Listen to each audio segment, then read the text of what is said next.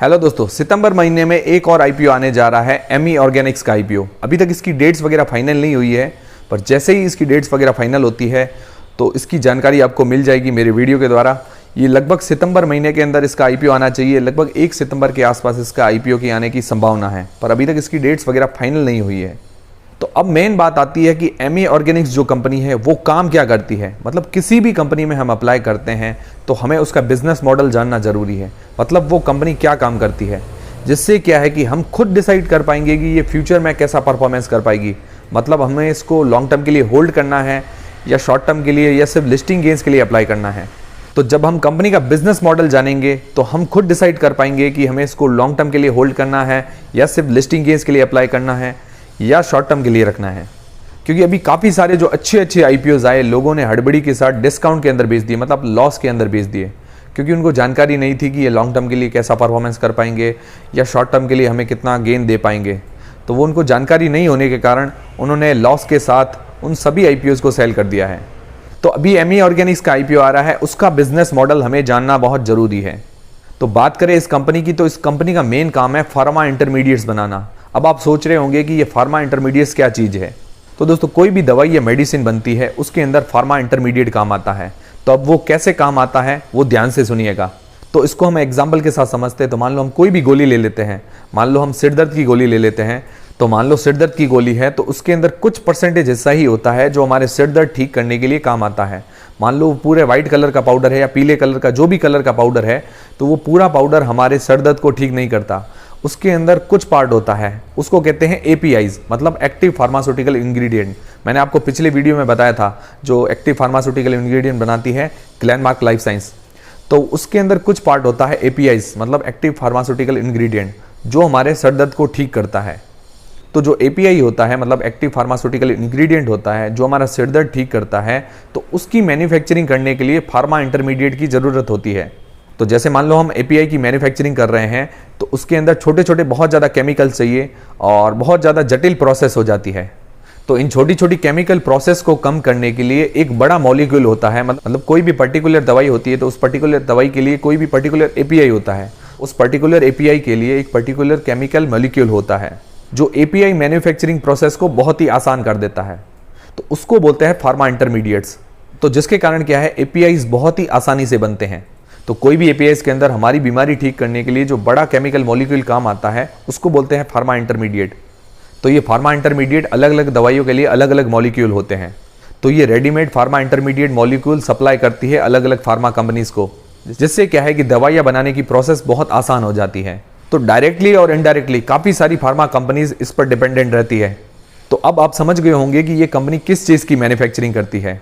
तो ये कंपनी अलग अलग बीमारियों के लिए 450 से ज़्यादा फार्मा इंटरमीडिएट्स बनाती है, जो कि एपीआई मैन्युफैक्चरिंग के अंदर काम आती है। और 2021 के अंदर इसका जो 88% रेवेन्यू है वो भी फार्मा इंटरमीडिएट बिजनेस से ही आया है। और बाकी जो इसका 12% रेवेन्यू है एग्रोकेमिकल और फाइन केमिकल की मैन्युफैक्चरिंग से आता है। इसके पास अभी रिसेंट टाइम में 150 से ज़्यादा कस्टमर्स हैं, मतलब 150 बड़ी बड़ी कंपनियां इसकी कस्टमर हैं। और ये इंडिया के अलावा 25 और कंट्रीज़ के अंदर अपना माल सप्लाई करता है, जिसके अंदर यूरोप आता है। यूरोप के अंदर काफ़ी सारी कंट्रीज़ आती है, यूएस है, चाइना है, जापान है, लैटिन अमेरिका है, इजराइल है। ये काफ़ी बड़े बड़े देश हैं जो इसके कस्टमर्स हैं। और इंडिया के अंदर लॉरस लैब्स है, कैडिला हेल्थ केयर है, सिप्ला है, इन सभी को ये अपना माल सप्लाई करती है। और ये कंपनी लीडिंग मैन्युफैक्चरर है। काफ़ी सारे जो फार्मा इंटरमीडिएट्स है, मतलब उनकी ये लीडिंग मैन्युफैक्चरर है। जैसे एंटी कैंसर हुए, एंटी एड्स हुए, उसके अलावा काफ़ी सारी बीमारियां हैं जिनके अंदर जो फार्मा इंटरमीडिएट्स काम आते हैं, उनकी ये लीडिंग मैन्युफैक्चरर है। और मैंने आपको बताया कि ये 450 से ज़्यादा फार्मा इंटरमीडिएट बनाती है। और इसने इसके जैसी एक और कंपनी गुजरात ऑर्गेनिक को भी एक्वायर कर लिया है, मतलब उसको टेक ओवर कर लिया है। उसके बाद इसका बिजनेस और भी ज़्यादा बढ़ गया है। और इसके रिटर्न ऑन नेटवर्थ की बात करें तो 32.35% है, जो कि बहुत ही ज़बरदस्त है। जनरली 15% से ऊपर का जो रिटर्न ऑन नेटवर्थ होता है वो बहुत ही अच्छा माना जाता है। तो 32% का रिटर्न ऑन नेटवर्थ है, जो कि बहुत ही ज़बरदस्त है। और इस कंपनी की जो पेयर कंपटीटर्स है उनके अकॉर्डिंग भी ये बहुत ही अच्छा परफॉर्मेंस कर रही है।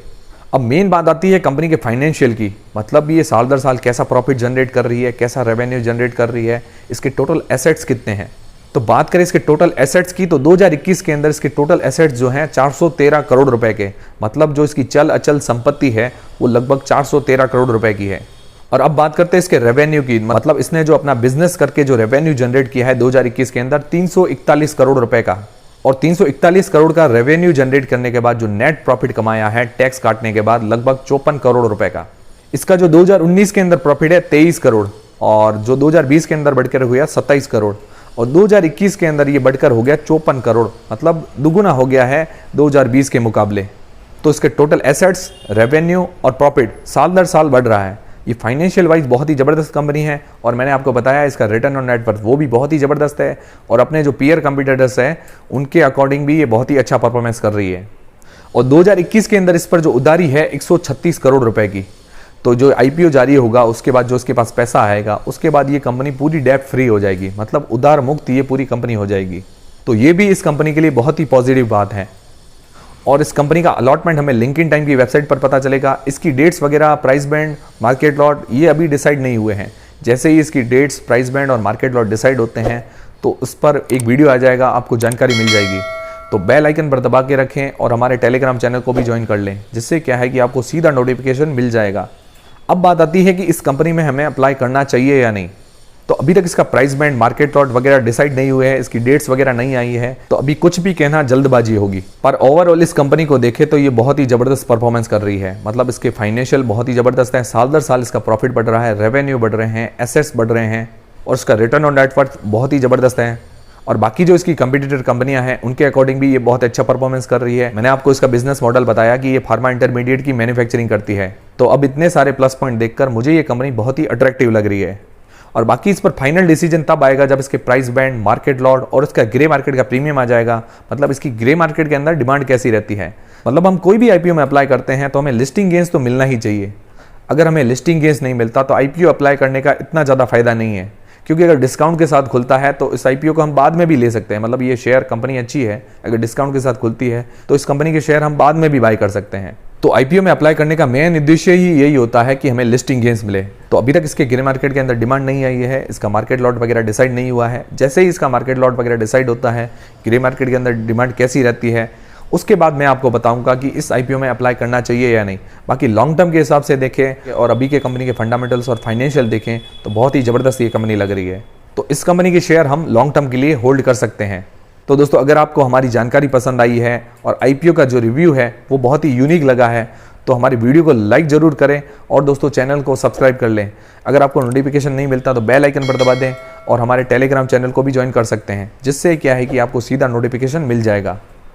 और दोस्तों ऐसे और भी वीडियोस हमारे चैनल पर मिलते रहेंगे, और इस पर और भी कोई जानकारी आती है तो मैं आपके साथ ज़रूर शेयर करूँगा। मिलते हैं दोस्तों नेक्स्ट वीडियोज़ के अंदर।